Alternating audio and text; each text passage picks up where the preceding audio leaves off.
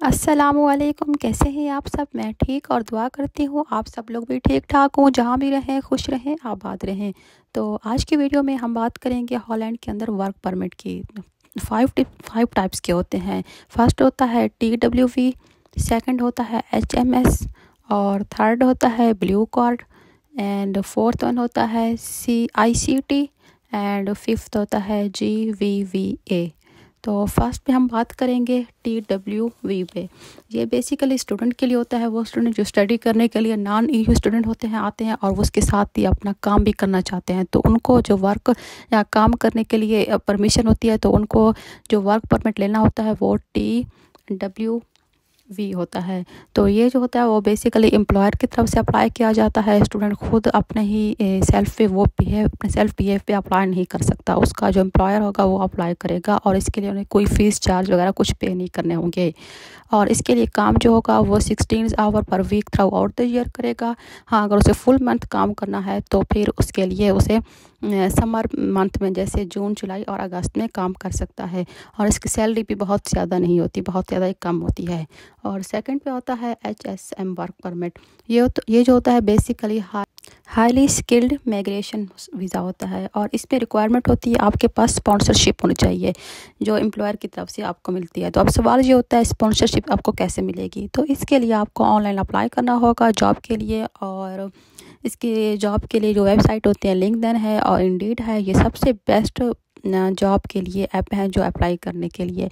तो उसके बाद अगर आपको जॉब मिल जाती है तो फिर आपकी सैलरी रिक्वायरमेंट होती है। अगर आप अंडर 30 हो तो फिर आपकी सैलरी रिक्वायरमेंट जो होगी वो 3672 होगी। अगर आप अबाव 30 हो तो फिर आपकी 5008 होगी ग्रॉसरी सैलरी होगी, सॉरी। और इसके अलावा जो होगा ये HSM जो वर्क वीज़ा होता है ये 5 साल के होता है। इसके बाद आप इसे रिन्यू भी करा सकते हैं। इसके अलावा इसके और भी बहुत सारे बेनिफिट्स होते हैं HSM वर्क परमिट्स के। उसके बाद हम लोग बात करते हैं EU ब्लू कार्ड की। तो इसके लिए इसकी सबसे बड़ा फ़ायदा ये है, इसमें ना सिर्फ आप हॉलैंड में बल्कि पूरे यूरोप में आप इसके थ्रू काम कर सकते हैं। लेकिन ये 4 साल के लिए वैलिड होता है, जबकि HSM वीज़ा जो होता है वो 5 साल के लिए वैलिड होता है। और आपके पास EU ब्लू कार्ड के लिए आपके पास डच लेवल की एजुकेशन के मुताबिक आपके पास बैचलर की एजुकेशन होनी चाहिए। और जो यहाँ के डच का एक ऑफिस है EDW वो वेरीफाइड करता है, और इसमें EU ब्लू कार्ड को भी आप लोग रिन्यू करा सकते हैं। अगर आप किसी के पास काम करते हैं, अगर वो आपको कॉन्ट्रैक्ट देता है, आपका कॉन्ट्रैक्ट वैलिड है, तो फिर आप EU ब्लू कार्ड के थ्रू जो होते हैं आप ज़्यादा अर्सा तक यहाँ पे कर सकते हैं और इसको रिन्यू भी करवा सकते हैं। और इसकी सैलरी जो होगी वो 5000 to 567 यूरो तक आपको ये सैलरी इसमें मिल सकती है EU ब्लू कार्ड में। और उसके बाद जो होता है दूसरा जो वर्क परमिट होता है वो होता है ICT। ये इसका जो होता है इंट्रा कॉर्पोरेट ट्रांसफर्स को कहा जाता है। ये सिंगल परमिट होता है, ये 3 साल तक वैलिड होता है। ये बेसिकली स्पेशलिस्ट मैनेजर और इस पोस्ट के लिए होता है। अगर आप ट्रेनिंग के लिए, मतलब कुछ लोग ट्रेनिंग के लिए गैर मुक्त चाहते हैं और उनको भी ये ICT दिया जाता है वर्क परमिट, और इसके लिए उनको 1 साल तक ये वर्क परमिट वैलिड होता है। अगर आप दोबारा इसको रिन्यू करना चाहते हैं तो फिर आपको 6 मंथ के बाद ही कर सकते हैं, और उसके लिए आपको मतलब यूरोप के बाहर ही रहना होगा। उसके बाद ही दोबारा अपना रिन्यू करवा सकते हैं। उसके बाद जो लास्ट पे आता है वो है GVVA वर्क परमिट। ये सबसे बेस्ट होता है। इसकी अच्छी बात ये है, इसमें ना सिर्फ आपको काम मिलेगा बल्कि इसके साथ आपको रिहाइश भी मिलेगी।